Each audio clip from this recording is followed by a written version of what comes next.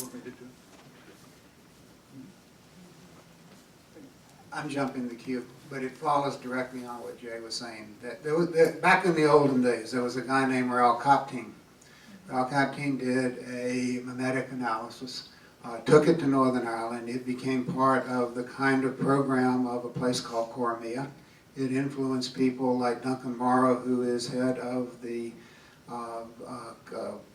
Community Relations Council for the past 5 years, and Frank Lloyd Wright, David Stevenson, who's currently the head of this, and this is just a few.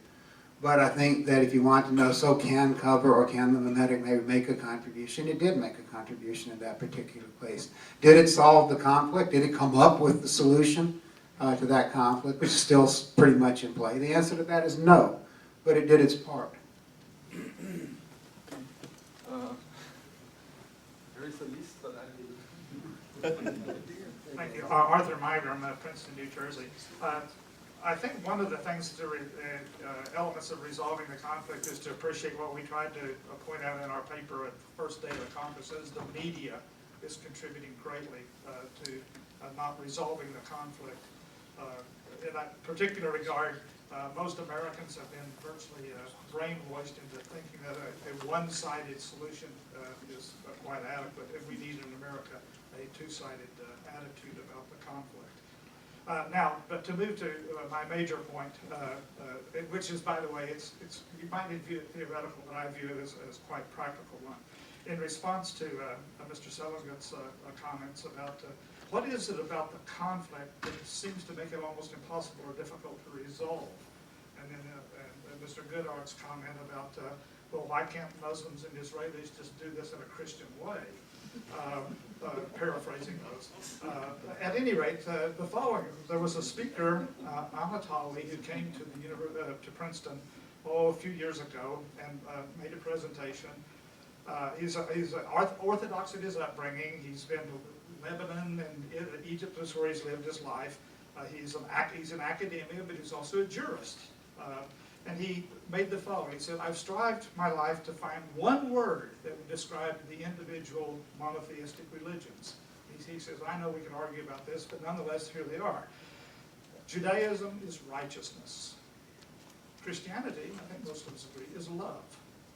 And Islam is peace. Those are the one-word descriptions that tend to wrap up the religion. And then he said, because he was a jurist, what does justice become if you accept those one words? What can you do about justice in one word?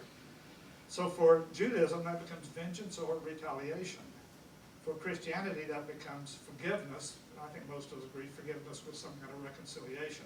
And in Islam, peace means mercy, which may well mean in a jurisdictional context, it's conditional justice, less founded maybe on truth.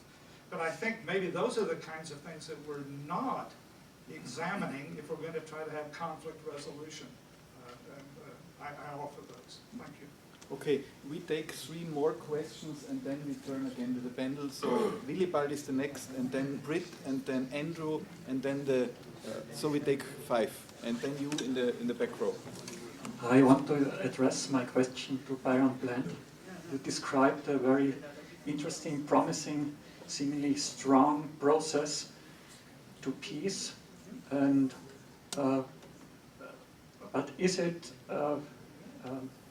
it sure from real experiences that people are really interested for the goal of this whole process? Because everybody has to lose something, maybe some achievements, more from that are politically real for Jews, for example, but also what Willie mentioned, these received traumas, which bring about also achievement. So there must be something which gives this motivation. In grassroots movements, there are people who have these motivations, and so this will be very strong. I think that religions will have a very important task regarding these motivations. Without this, the best process won't work. Let's work Andrew, Britt, and then our colleague in the last row. This is the first time since Raymond Schwager's talk in Innsbruck that I've been really excited by one of these sessions. I've been often disappointed and turned off partly by like mimetic lists of resentments kind of approach. And I think every one of the speakers here has, in various ways, shown ways of moving forward in constructive ways. And all of them should be brought in future planning, so I would greatly encourage that. As an Anglican, Bishop Tutu is important to me, and I heard him speak at General Convention soon after the fall of apartheid, and I've met him more recently. And one of the things Bishop Tutu says, that it only happened by the grace of God. He said, we are such horrible people in South Africa that we could not have done it. So there's that sense. But on the other hand, if you read the history, read the biography of Desmond Tutu, you see that there's a lot of people who did. That's very self-sacrificial. And not just Bishop Tutu, you should meet his wife, who really is every bit as important in the whole process, especially at this grassroots level. Another thing as an Anglican is that it happens that a lot of the Holy Land contacts are with the Anglican Arab Christians. And so we get, both pluses and minuses, is that perhaps the most forgotten element that Sheila mentioned is something that's, there's much awareness in the Anglican community, and a lot of sympathy, which also worries me because when you get resentment from hurt, you know where that goes. So I would certainly would hope that some of these contacts could be brought into that, because there's also the example of Bishop Tutu. It is this grassroots thing that is by far the most important. It isn't that we can take an attitude that it is our responsibility to solve it. But perhaps you can take responsibility for like what you've done, like what Sandy was talking about, being a very important element to be bringing to this table. Britt? Thank you. I'd like to propose a hypothesis, which I hope is not too silly, but at least it's an attempt to apply mimetic theory to the situation.